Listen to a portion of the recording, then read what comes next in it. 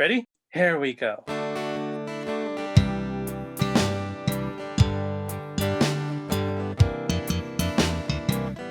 Different points of view and highs and lows. A new perspective everywhere you go. Open up your mind, drown out the noise, and see if this connected.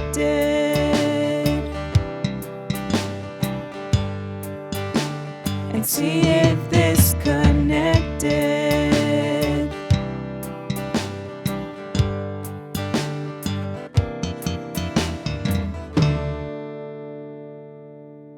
What's up, fam? The mission of this Connected podcast is to connect generations and situations about faith, life, and whatever comes along the way. To not necessarily agree, but be listened to. These conversations, of course, highlight the perspective of our various guests, and you are always welcome to agree or even disagree. But as always, we hope that it is done in charity. Now, here's your host, Catholic.Dad. And again, Tony, thanks for that intro. And today on this episode, this special episode, I have these two wonderful and beautiful guests with me on our series called DTR. And what does DTR mean? I don't know. Let me look it up. Okay, so here's what it means. It's define the relationship. And if you guys are going to follow this podcast, this series, we are introducing a bunch of couples. I don't know how many weeks there are in September. I think there's 5. So there's going to be at least 5 couples that we're interviewing on this show, This Connected, to share with us how they defined the relationship, how they became a couple. And for those who are following us, you probably will know our guests. So without further ado, I want to introduce our very first guests for our very first episode of DTR, people I've known for longer than most people. I know, you know who they are. If you're watching this on YouTube, you obviously can see that right to my right is Sarah. She is the current youth minister at St. Mary's Parish in Fontana. And to her right, well, he's that guy. No, he's that guy. He's what's his name? Josue, yeah. So Josue is the guy who took Sarah off the market. Yeah. So Sarah are you still in college? Mm-hmm. Still in college, finishing college. And Josue, you still in college? I am not. He finished. So there is a time where we finish college and they're getting married. Wait, was I not supposed to? No, I think I already told people that. We shared our news on this podcast, so ship sailed a long time ago. Ship sailed a long time ago. But what we never did really talk about, we never really spoke about defining the relationship and how you guys really got together and how you guys discerned what you guys are going through. I'm so excited. I love romantic stories. And this whole September is going to be all about that. You love love. I love love. Jesus. I love Jesus. Jesus is love.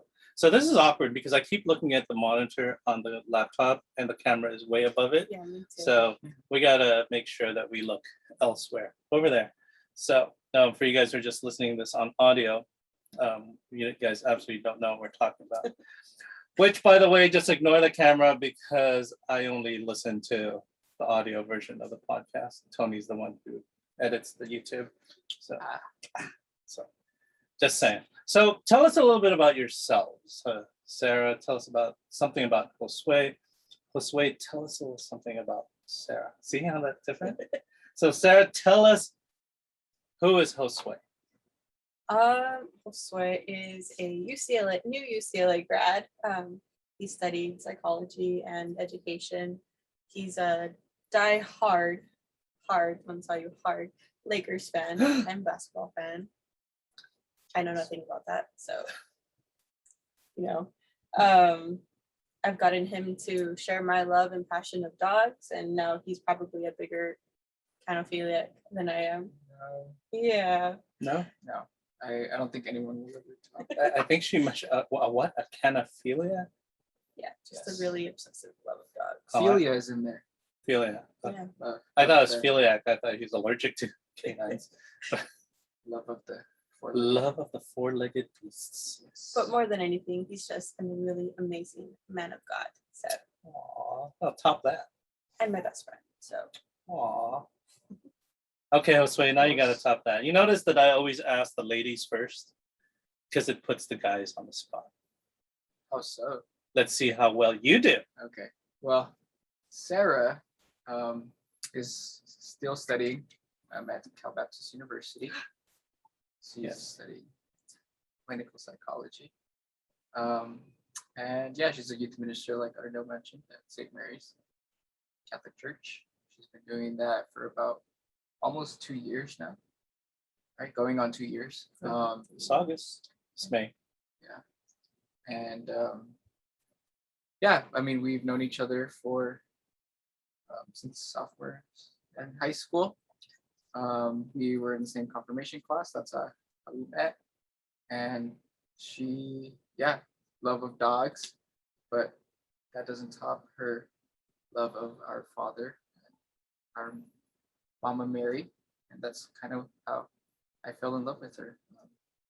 Kind of, gravitated towards that, and that kind of led me to her inner beauty and her outer beauty. So Wow. I Now, think he jumped it. that was thick. But we're going to let you folks vote. So when you listen to this podcast, I want you to tell us who gave the better description of this beautiful couple. I think I did. I'm just kidding. So the episode is on define the relationship. And I think a lot of our listeners are younger people and young adults. And we have a few who are parents of high schoolers, youth, and young adults who are looking at who their children are dating or seeing or courting, and the whole thing of courtship versus dating, and this whole thing of when it was brought up to me of define the relationship. I myself, when I was growing up, never understood what define the relationship meant. My whole upbringing was go meet a girl, see what it's like, then go see another girl, see what that's like, and if that doesn't work out, go see another girl and see what that's like, and eventually you'll find someone and get married and have children. That was it. It was a formula for utter disaster. So first, I just want to know how you guys met. You said you met each other at your confirmation class. Now, I want to ask Sarah, did he meet you or did you meet him? I think I met him. we always struggle with this Yeah. story of meeting each other, but we go with confirmation class because we went to the same middle school as well. Yeah. So But our families also knew each other before confirmation class. So it's like a gray area of like, I don't know who introduced us or like how we met, but we met in confirmation class, and I'm pretty sure I'm the one who initiated like the first hellos and stuff like that. So Josue is not going to hear this, the answer to this question. You know, initially when you met him, did you like him? Yeah. Ah, Josue, honest. When you met her, were you interested, or was it like, oh, she's a nice girl? for me, there wasn't any like romantic feelings, but yeah, I would say something attracted me to her, but it wasn't romantic It was a friendship. initially. So how long did it take before it became more of, yeah, I really like her in a romantic way? Years. Yes, College? first year of college. So I don't know the year gap there, maybe like 4. 4 or 5 years. Yeah. We've known each other for 8. So That's interesting. So you guys were just friends, and yeah, he was just annoying, and He was always like a buddy. So he was always like someone who I couldn't shake.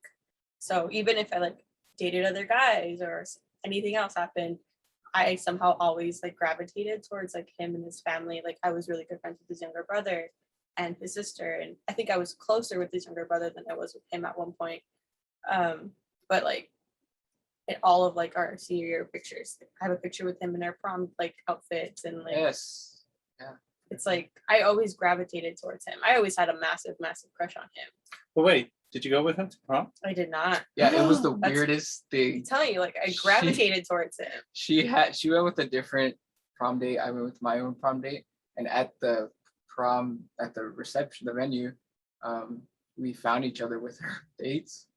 Or We're you were like, with "Oh, your we date, have to and they take were a like, "Oh, picture." let's take a picture." And actually, her date took our picture, so I was like, "This is weird." Most awkward thing ever, but I cherish that photo. like, Yeah, I'm with my very whole glad. heart. Yeah. She actually, it was her idea to take that picture. And Yeah. we have that forever now. I was like, wow. Because it just shows like our true like friendship before anything even stemmed in like romantically in like a romantic way. So yeah. So that's weird. So because there are sometimes there are stories where someone you go somewhere, you go to the prom with someone, and you go home with somebody else. But you went to the prom with somebody else, and you went home with that same person. But in your heart, you went home with somebody else. Yeah, pretty much. Yeah. Oh, I'm gonna write that down. That's a love story in of itself. So, knowing that the topic is define the relationship, how do you guys define your relationship? You're looking at me. But- I guess I would say the number one thing that keeps us united would be our shared love for our Father, and that's how we derive our, I would say, meaning or even definition of what love is, and how we show that to each other. And that's how I would define the relationship that we have. We look at our Father and the love that He has, for His Son, and that relationship, and that kind of defines ours. Self-sacrificial, self-giving. At times, it's could be very hard to love Sarah. Yeah, are you gonna be able? Is he No. gonna be able to tell us why? No, well, I Don't mean, don't go there. I was just joking. loving is saying It's a cross. Yeah. I choose you over and over again, even if you don't feel like it. So I would define our relationship in that. Yeah, I feel like our faith was always like a foundation. It's always been like a standard of how we spent time together, how we interacted with each other. We met at church, serving in church, going to youth nights, going to confirmation classes against our Yeah. will sometimes. We would go to Catholic events together, and we weren't even dating yet. So it's always been like a basis for our friendship and everything before our dating relationship. So it's kind of just like something that we set ourselves, like our standards to like how we are going to act, how we're going to live our faith, how we're going to practice.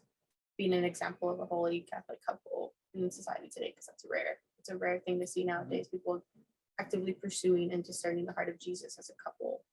I don't know. Like you said, like that's a very dangerous thing that we're doing. We're just like throwing people out there to go meet person after person after person. You don't see like the true authentic dating and discernment that goes into a relationship. You just see the nowadays like the hookup culture of like how many people can you get with? Like that's a fact now. It was a fad in the '80s when I was growing up, and it hasn't changed. I think it's just the more hazardous the way that it's happening. And I'm glad that you guys shared the fact that it's in our culture. This is not something that you would see. And although this is a Catholic podcast, and we invite you, and it's about faith and faith in finding that person that you will forever have that relationship with. My question is, was that always how you guys went into a relationship when you were looking for someone? Was that something, I share with you that when I was younger, I dated. Actually, I didn't date.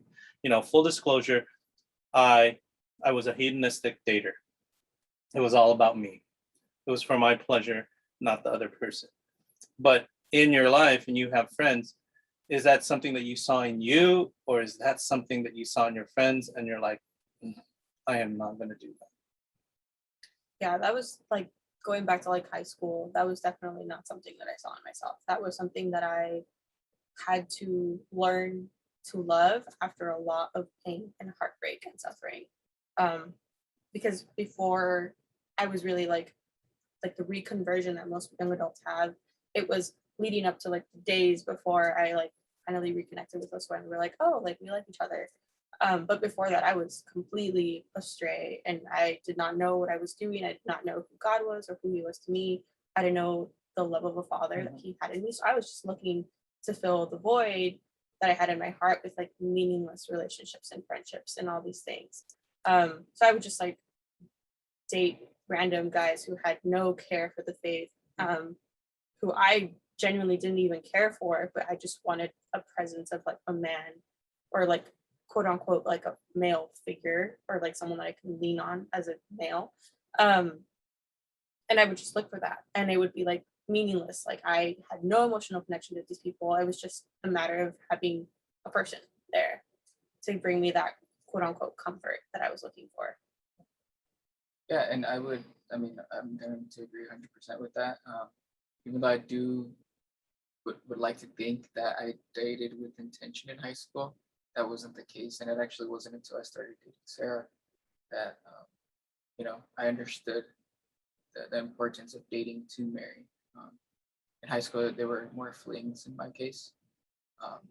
And I was just after like superficial things, like beauty or being able to be with like, the hottest chick in school or something like that. So it wasn't until I started dating Sarah that I actually took into consideration the intention to actually pursue, this woman's heart, take and nurture it, and take care of it. So.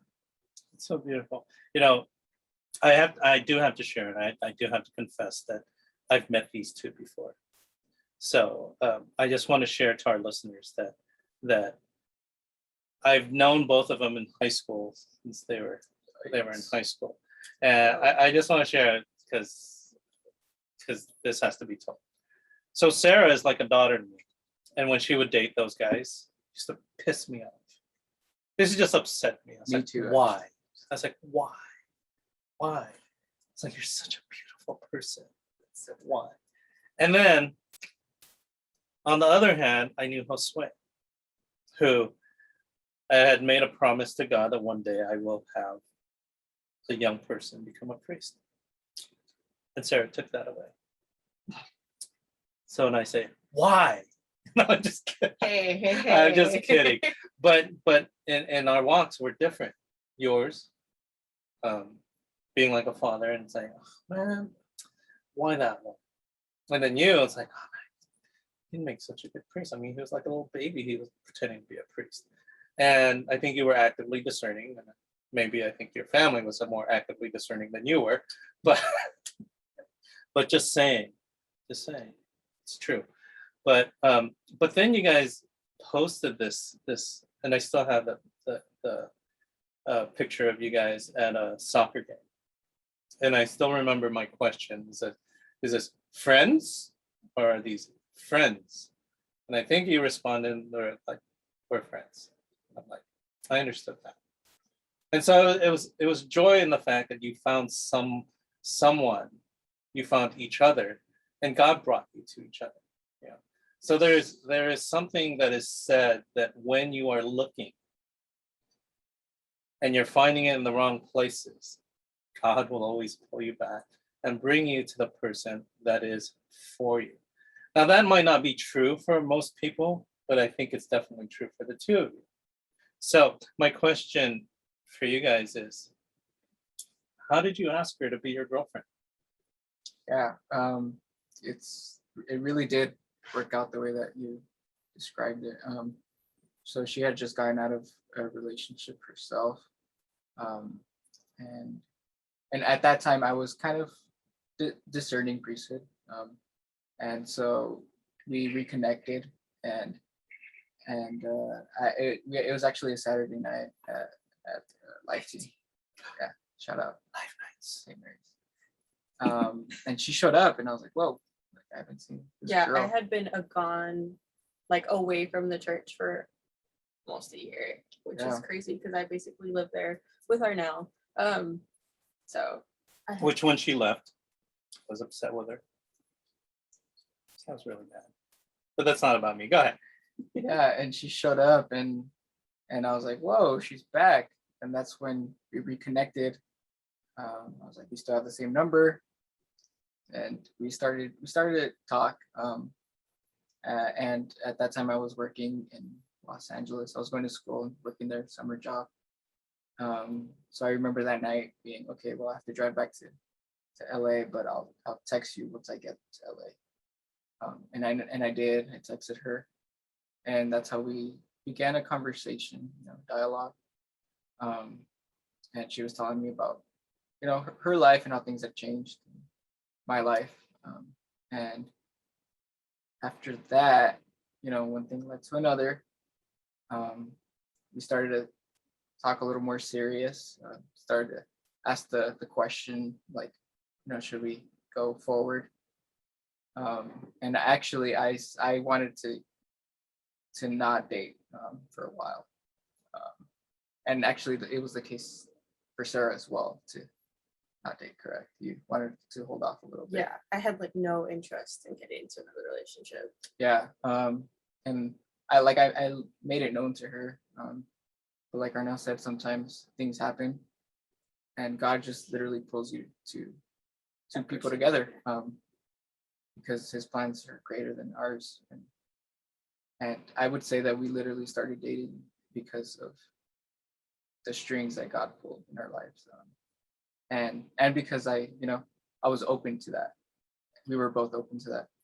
And We had to learn to be open to that because we both fought it pretty hard. yeah. It was weird. Like, I was like, no, I don't want to date her. Like, I want to live like my own life right now. Like, no, it can't be this girl that I've known all of my high school years. Like, it can't be this girl. But it was, and then I remember it was after a life night. Lo and behold, no. Anyway, it was after a life night that I asked her.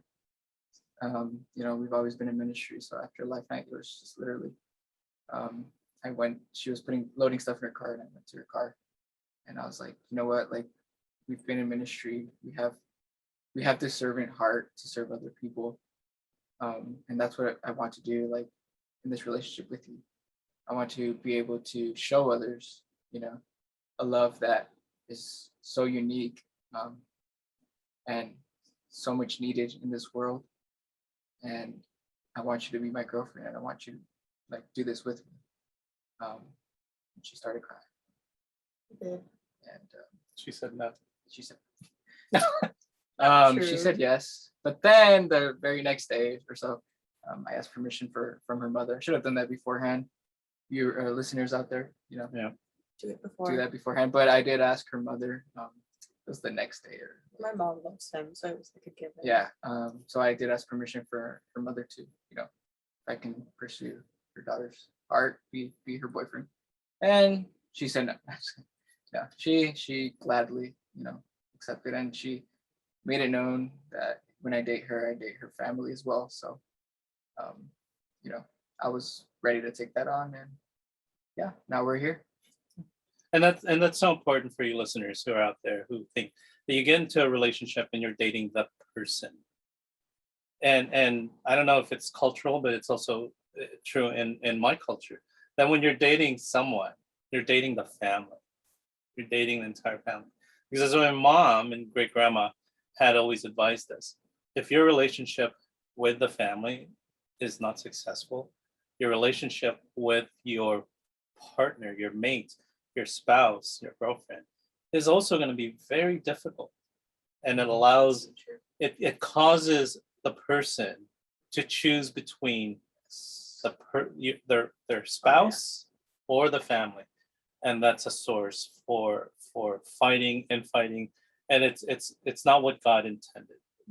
So that's great advice from people, our parents, our grandparents, who understand that relationships is not just singular, it's the entire family. Just like you guys are getting married in the church, becoming part of this whole complete family, you are being married in the family of the faithful, which involves all of us, and it affects all of us, and that's beautiful. So he asked you, now tell me, how did he propose? So he proposed around September time of last year. Like 3rd-year anniversary. Our 3rd-year anniversary, September 16th. So he had planned this big old long day where we would go to mass at his University Catholic Center at his home school of UCLA. I actually thought he was going to propose after that mass because it was a beautiful private mass with one of our favorite priests. And the reading for the second reading was the first letter of Corinthians 13. On our 3rd-year anniversary. Love is patient, love is kind, the cheesy Okay. romantic reading. So it I was wonder like what's going to be God read said. at their wedding. I don't know. Just a thought. Just wait and see. It was really hard to pull the strings on that too because it was during COVID.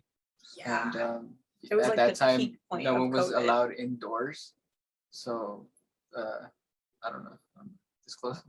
Father Jamie had to, pull some strings, and we had a private mass just for us. Yeah, and it was beautiful. Yeah. And it was just the two of us, and the priest and the lector. And then at the very end of mass, the priest pulls us up for like a beautiful like blessing for our relationship and stuff like that. So I was like, he's gonna do it here. Like I'm good. Okay, because leading up to this, he was like, you gotta buy a dress. My mom was like forcing me to get my nails done, and I don't like to go shopping. I don't like to like be told to like go do things. So I was like, I didn't buy a dress. I didn't want to get my nails done. So I was like, oh, he's gonna propose. Like we're going to the private mass with Father Jamie. He's gonna propose. The blessing ends. We leave, and I'm like, well, he didn't propose. So the whole day, we went to go eat afterwards at one of my favorite restaurants, and I was like, well, this sucks. I didn't get engaged. Like, oh well. So it's like we drove all the way out to LA, and then we just went to eat, and they were going home already. We stopped at the Huntington Gardens. Yeah, we stopped. Apparently that was to buy time and like kill time. I didn't know that, but it was a very hot day, so I was kind of moody. So it was just a lot of walking and a lot of sweating and a lot of like heat. But we were making our way back home, and then we stopped at his house. Well, no, I was trying to buy time, so we stopped at Target. Oh, I forgot about that. Yes, we And I was stopped at like, Target. your hair, you need to comb it a little bit. So we stopped at Target. We bought a comb. I bought it for her. I was like, you You're need to so comb your bad at hair a that. little bit. Yeah, I was making like any little thing up. excuses to just like I- buy time. I had turned on, I don't know what light it was on my car, but I was like, we need to put air in my or we need to put air in the tires. There's a light on. I don't trying to, like- remember you don't remember that. that? No, not at all. He's so bad. I was like trying to buy every little time because they were setting it up at our house, but go ahead. Yeah, so he had this big old thing set up at his house, and it was beautiful. He had a really beautiful egg chair and then a video for me to watch. I walked in, and there was like signs to like go to the backyard, sit down on the chair, and then the video started, and it was just like a montage of our entire relationship, and kind of all the goodbyes that we had to say, because he went to school in UCLA, so every weekend we had to say goodbye. So that happened for 3 years straight, Yeah, which so is an emotional toll. just to explain that a little bit more, before every time I would say bye to her when I would leave on Sunday nights to go back to school, I would record saying goodbye. Not every single time, but Most of most the times I would record saying goodbye to her. And I included those goodbyes in the proposal ask video. And I kind of made it like, no, with this proposal, I'm promising to never say goodbye to you, because those goodbyes for 2.5 years were Sucked. painful, and there was a lot of crying in those goodbyes. Yeah. So Wow. Yeah, it was really hard because we had a really big emotional attachment. So it's like every week after week after week, we'd have to say goodbye. So I'm watching these videos like go by and by and by, and I'm just remembering like every single moment. And I'm like, of course I'm in like tears, crying. And then the video stops. My family, his family, my best friends, who are your daughters, were there too. They come out from behind the screen, and then he just walks up, gets on one knee, says a bunch of cute little smushy stuff. yeah, I was nervous. And my family was like mad because they couldn't hear, but he was like, it's just for the two of us. So that'll stay between the two of us. I could say. No, that'll stay between the two of us. But it was like the cutest thing ever. He got down on one knee. Got down on my left knee. That's right, left folks. Because the right knee is reserved for Jesus. Jesus, the Lord. Jesus. And then he popped the question, and I cried some more. And then I said yes, and then we hugged, and it was amazing. I heard your snots coming out, Yeah, and the weeping. I It was bad. It The was bad. pictures, I'm like crying and my face is like all puffy and yeah, it's bad. But I love those pictures. My hands were sweaty the entire day. Yes. So I was like not trying to hold your hand there. Yeah, I was mad at him because he was being like super distant. Because we would like usually have really good conversations and we'd be like playing games on like long drives, and then we'd like started this drive and he was just like quiet, like stone face, like wouldn't show any emotion. So I was like, what the heck, dude? It's He's our stressed. anniversary. Yeah, I had my phone out like on the dash because I was texting here and there, not while driving, but like I was looking to make sure that they were setting things up because my family setting up the video, all the last minute decorations. She hates when I'm on my phone while we're out on dates. On Obviously. date? So But I was like, what the heck, dude? And then, you know, me being me was completely blindsided by this. So She had no clue. I didn't I don't know. up until our drive home. And then you saw the house and it's packed with cars. No, I actually, No, I made them park like a mile away. yes. But my mom is like the typical single mom who, you know, we all know and love, who would call me several times a day. Hey, where are you? What are you doing? Have you ate? Are you safe? Like, what's going on? But that day, Is Josie feeding you? yeah, that day she decided not to call. So I was like, something's wrong. She didn't call me. She always calls me 3-4 times whenever we go out for a day. She didn't call me that day. So I called her. She didn't answer. I called her again. She didn't answer. I checked her location. That's Oh. She was at his house. So I was like, I forgot "Boy, about that. what? I got so angry. Yeah. So I was like, why is my mom at your house? And he was just like quiet, didn't say anything, I was didn't like- answer. I was Couldn't, like, what? he couldn't answer. He was like, I don't know. Maybe they're there for like a church thing. And I was like, well, Mhm. Vanessa, you messed up. Yeah, messed it up, Vanessa. Yes. And Yeah. then I gave her the most beautiful ring ever. a customized, personalized ring. Ooh, look at that. Best day ever so far. I'm sure our wedding day will top it, but that's probably the happiest day. Yeah. So going back, where was your first date? Wait. Where was it? Where was the first date? Soccer game. Oh, we're going way back. That's what I consider. That's way back. Okay, what was But- your thought of the first date? But real answer though, it was a hiking date. Yeah, I would have. Okay, because we went to a soccer game the summer after we had graduated high school. But keep in mind that I was dating someone else. But I invited him to the soccer game with me because, you know, God just pulls those strings. But then when we actually started like dating, we went on a hiking date and then breakfast with my family, or like brunch with my family. Yeah, and that's I guess bringing back that theme of you date your family or you date the person and their family. Yeah. We went hiking and then we went on a little date with her and her family for brunch. That's super cool. I always say that, my relationship with my wife's family is a whole lot better than my relationship with my wife. I'm just kidding, honey. I love you. As Deacon said, you have to tell your wife, I love you at least 10 times. I think I'm at number 8. So Oh far yeah, today. we got in the car and I was like, I love you, I love you, I love you. I know, and I was like, this doesn't count. It's not fair. So because it's DTR, I'm gonna ask Josue. Josue, what are your love languages? You should have. Okay. He knows. I would want to see what you say, but my love languages are, I think one is physical touch, right? Is that there's 5? Yes, there are. Physical touch. I think I would also say words of affirmation. Third one, I'll just go with 3. Would be blanking on the 5. Still, I guess quality time. I'm blanking on the 3rd, but definitely physical touch and words of affirmation are 2. Those are like spot on. Yeah. And how about you? Physical touch, quality time, and receiving gifts. Definitely receiving gifts. Hey. See, he's already getting himself in trouble. Yeah. So which brings me to my next question is, what are your conflict styles? Like, how do you guys have your conflicts and how do you resolve them. Now, I'll give you an example. My wife gets upset with me. I hide. Why? Because she needs time. Then later on, I apologize. Whether I'm wrong or right, I just apologize. You should take notes. Bruh. I mean, if we were married and living in the same household, I believe I would do that.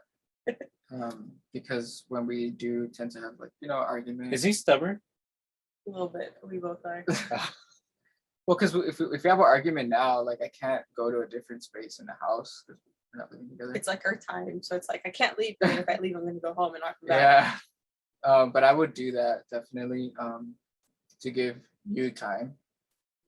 Not so much time, but give you a little bit of time. I feel like that's one of our conflicting styles is that he wants to make me feel better, but it's like I kind of just need like my own space, so, like calm down, like breathe, relax. Yeah, but not for so long, because then you're gonna be questioning if I even love you. No, and then just come back and reaffirm that I'm still here by being next to you. Maybe just like holding your hand, being right next to you to show you, like I'm still here, but I'm trying to give you your own space too. So yeah, That's super important.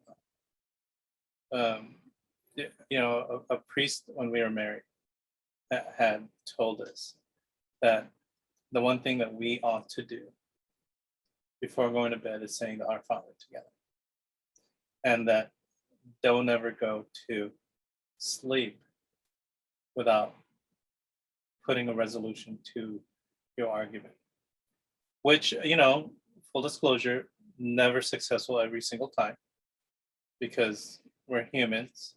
But to remember and reflect that, when you get into an argument, you made a decision to intentionally love the other person. And I think this is for me, Catholic dad speaking. Sometimes people enter into a relationship looking for someone to love them instead of looking for someone to love and share their love with someone else, which is the love of our Lord Jesus Christ. So one of the things is that I admire about the two of you is that you met in faith, you stayed in faith, and you remained faithful with each other, even through difficult times. And those difficult times are yours. And we're not going to share that on this podcast, although we'd love to hear it. We're not going to ask it because those are personal. But what would you say is the most difficult thing to love about each other? you first. Squeeze I know ladies mine first. already. Okay, you go first. For you, would it be your anger spouts? Yeah. So Sarah can get pretty angry sometimes or just frustrated. And then, getting through that is difficult sometimes, which is why she said, like, sometimes I try to like fix whatever's going on, but I can't. And sometimes like, it's not even my fault. I'm like, what did I do? What did I do? So I would say just, loving you through your anger or frustration sometimes can be difficult. Yeah, I think the same thing kind of goes for him, but instead of him getting like emotionally charged or like angry, he kind of just like sulks and like shuts down. So it's like trying to have a conversation with him is kind of pointless in those moments because he kind of just wants to like sit and like just like be with his feelings. But it's like it's hard to like have that dialogue in those moments. But I think like one thing that we've like done to like help is like no matter at the end of the day we have to like find a resolution. We can't go home angry. Like we can't let it keep going because it's just gonna get worse and worse and worse and we're not gonna get anywhere. So like we can sulk, we can shut down, we can get angry, but at the end of the day we have to like it's always like the dumbest of things too. Yeah. We got fire and ice right here. We got fire and we got ice, which is really a great combination. It's a really great combination because I've seen people who've both been fire and it's just fights. Yeah. And then I've seen, in my line of work, people who are both ice and there's absolutely no talking. And it's just quiet anger. that festers and festers, and nothing gets resolved because nobody talks. And then the opposite is nothing ever gets resolved because nobody shuts up to listen. Mhm. So this way, I think the Lord is pulling some strings here, putting two people Definitely. Oh, who yeah. are dissimilar in certain ways, but similar in your love of the Lord. So, I can ask this question. No, no, it's not. But here's one of my last questions, because I can't ask all the other questions because it's reserved for other people. But what are your expectations for your relationship? What are your expectations? So in because the people who are going to listen to this are people who are either in relationship, looking for a relationship, in a bad relationship, or even maybe watching this and saying, I want what they have. So in hearing that and speaking to our listeners, what are your expectations for your relationship, knowing what you went through moving forward? Because you guys are going to get married next year. 9 months. In 9 months, you guys are gonna We're in the womb. tie the knot. That's the kind of humor she's gonna have to live with Baby's coming out. forever. Lovely. Forever. So moving forward, what are the expectations for your relationship? I think for me, it would be to, just maintain the friendship that we had. Because at the end of the day, he's my best friend. And that's just what it is. I want you to continue to be my friend, the person that I go to in times of need and everything like that. So just be my best friend before anything else. And to have someone who was going to hold me accountable. So hold me accountable in times of when I'm down in the dumps or I'm not really feeling for example, going to mass. Because I know there's been days where it's I don't really want to go to mass today, but he's mortal sin. And he'll throw it at my face and I'm well, okay. But it's I need the accountability, but I also need friendship and I need the consistent merciful love that he brings, that he gets from the cross. I think that's kind of the expectations that I hold, no matter what's going on, where we are, or even in what state of life we're going to be or are in right now, is that you need to be my friend, you need to hold me accountable, and you need to give me the love of Christ. Beautiful. Can you top that, housewife? I don't think so. We'll just go with that answer. Until death do us part. Period.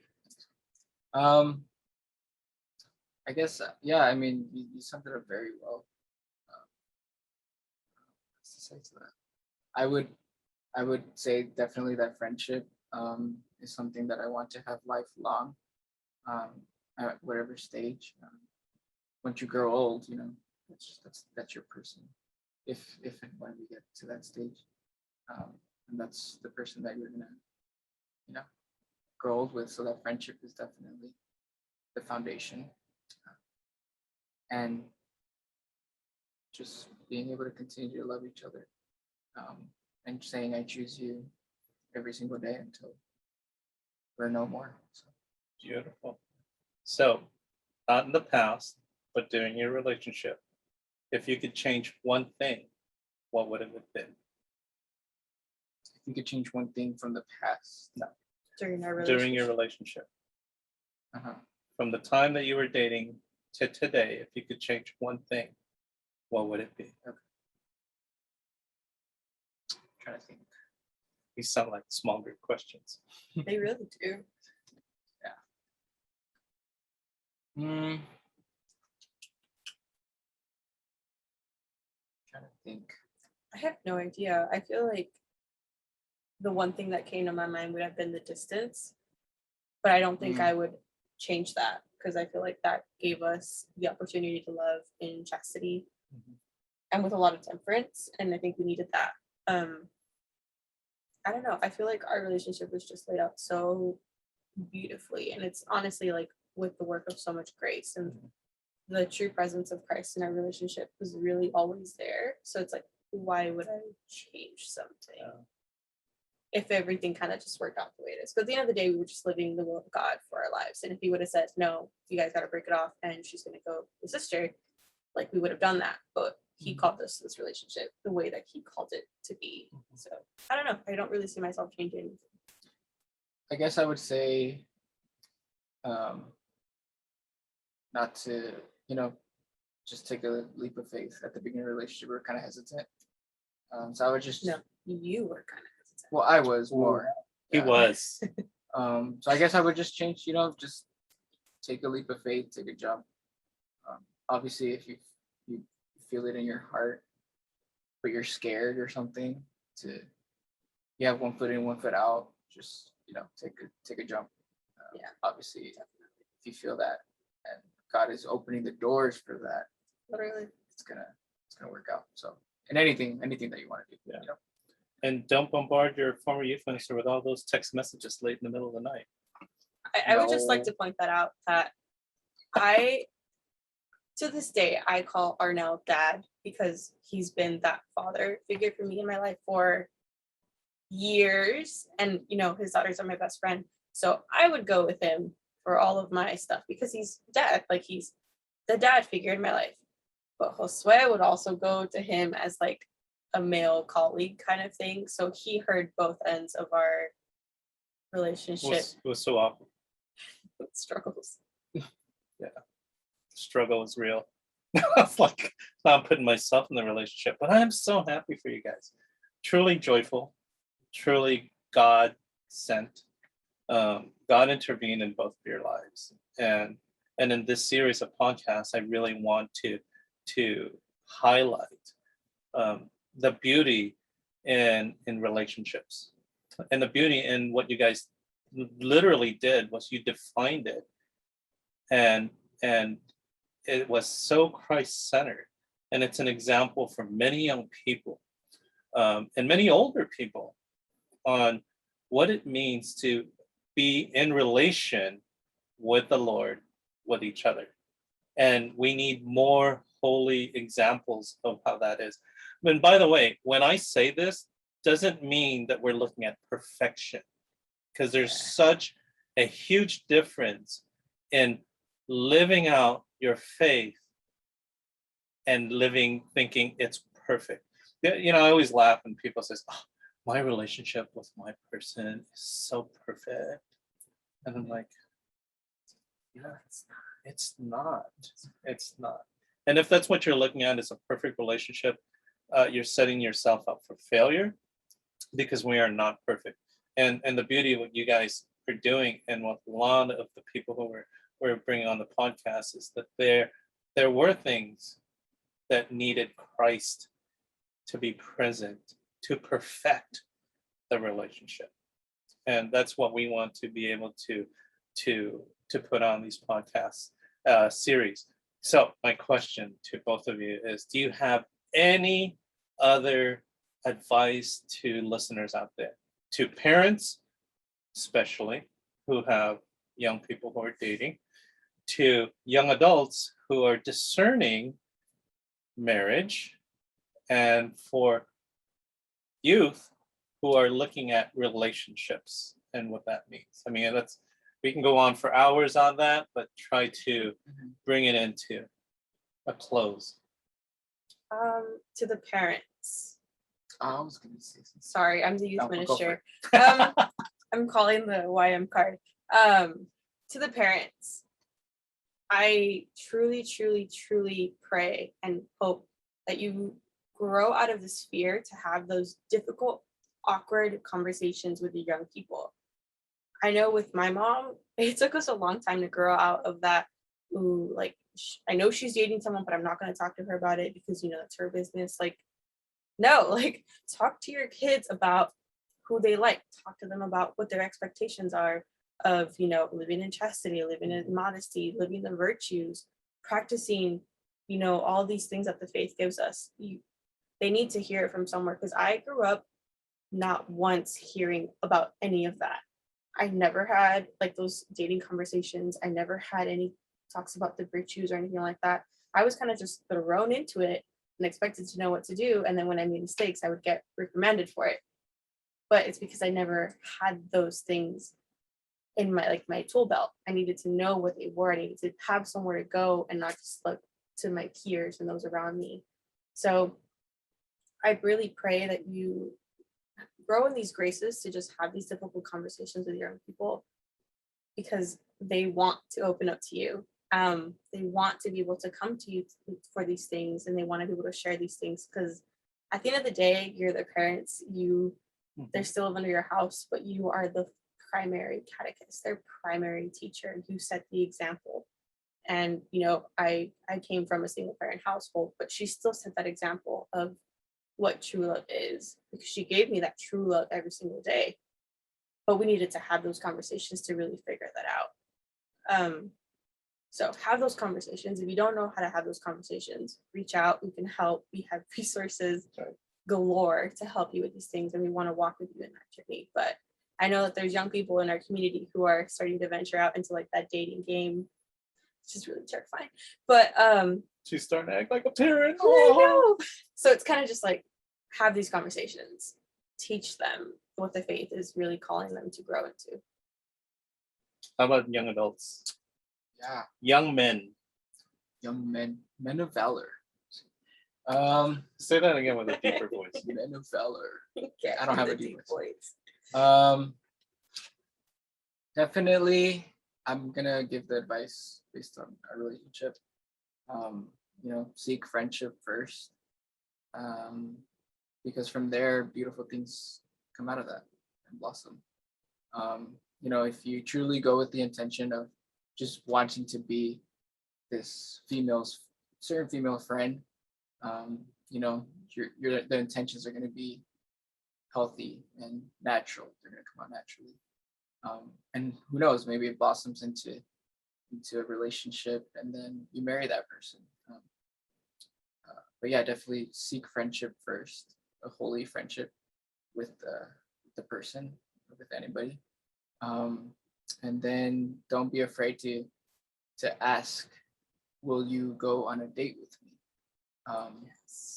I know nowadays it's more casual, more so casual, Netflix and chill. But say the words like, would you like to go on a date with me? And if you've taken my advice, the first advice of being friends with them, you'll actually know what they will like, what their likes and dislikes are. And you'll have a super, super like intricate and well thought out first date for that person. And they're gonna be like, dang, like they've actually been paying attention, and they've been noticing what I like, what I don't like. And then I guess thirdly, don't be afraid to set yourself apart from the world, and don't be afraid to set standards for other people, to not to follow with like your footsteps or whatever, but set a high standard for yourself that other people can be like wow, I really want to be like that couple. So if you do start dating, set those high standards for yourself, and meet them, because other people are going to look at that and be like, whoa, they have something special. And ultimately that's how we're going to create a renewal in our church, where we have holy Catholic marriages and families, because we each help each other lift each other. We help each other lift each other. And yeah, I guess those would be my thoughts. I think to add to that was that I know young adults, it's hard to be a young adult nowadays, because everyone is either graduating from college, getting these really awesome jobs, getting married, having kids, and every young adult goes through like this path of like, I don't know where I end up, or like I line up with these categories of like young adulthood. But I think in the dating world, don't go into the world with these expectations of like, I have to find someone, I have to get married, I have to have kids. Yeah. Just live. Like, don't go around your days like everywhere you go. Like if you go to Stater Brothers, don't expect to find your spouse there. If you go to Starbucks, don't expect to like find your significant other there. Like just live, make friends, find connections, go on dates. Yeah. Dating can be very healthy, and it's a Catholic.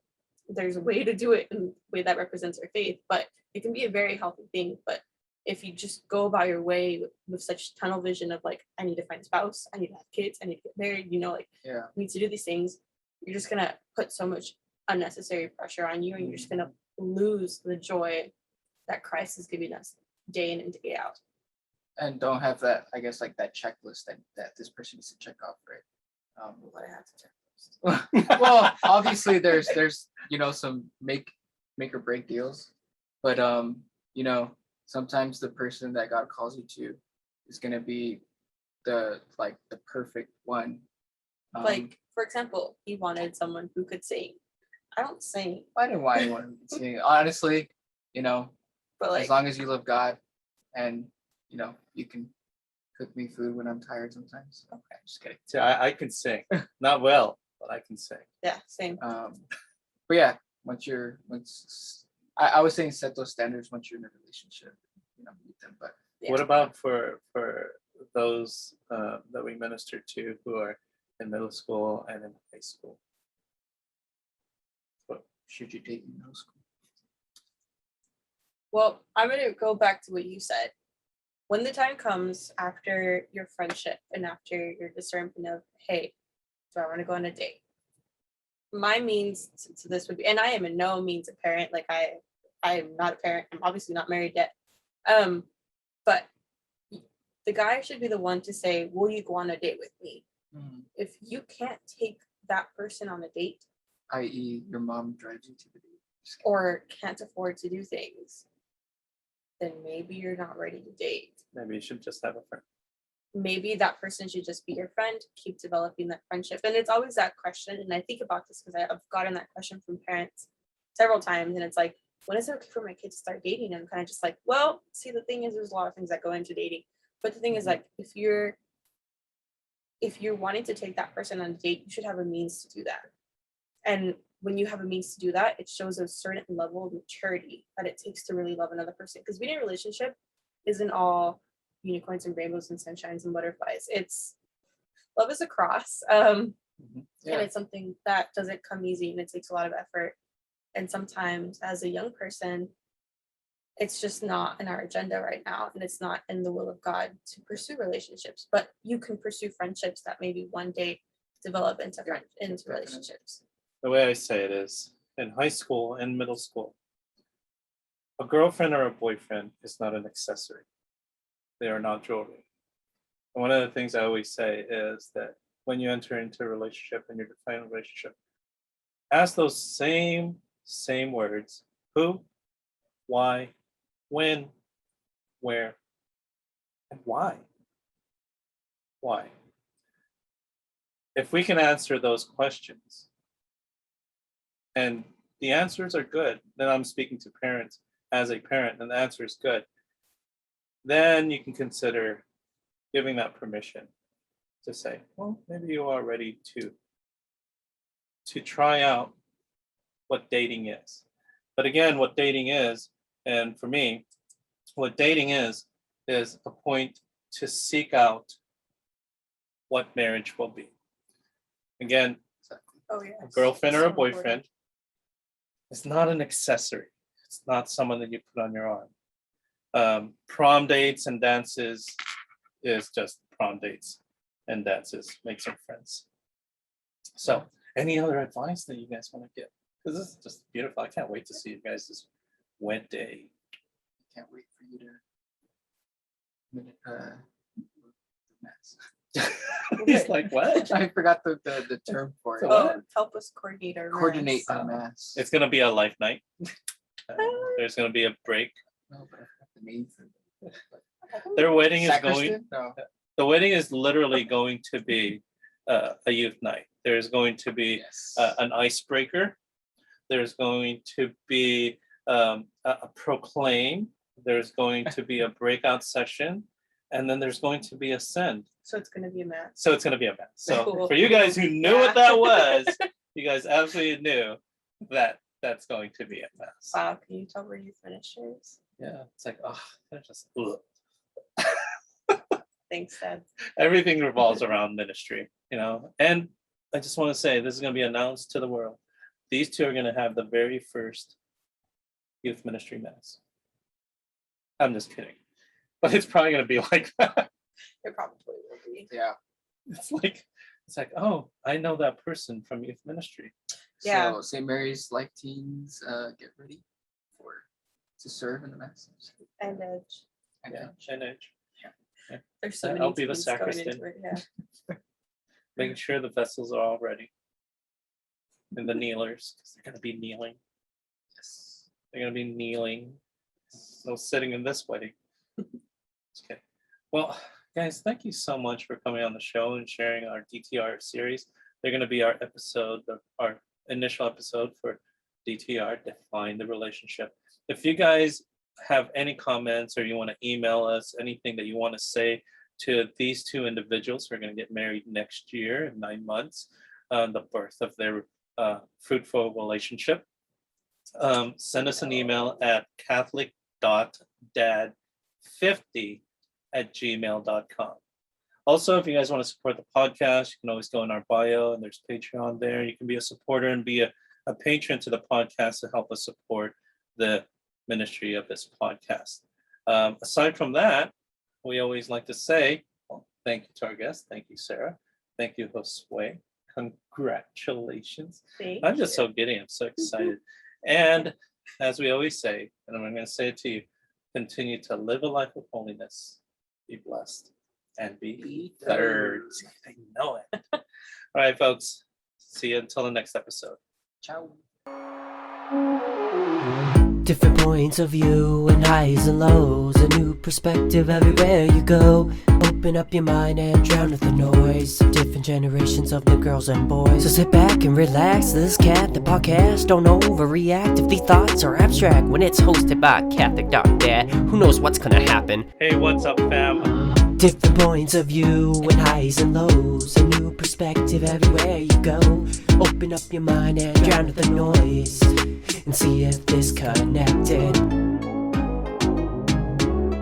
What's up, fam? To connect generations and situations about faith, life, and whatever comes along the way. Expect runaway thoughts like a runaway train. Break into conversation like links of a chain. Make a Hail Mary pass, hope this connects.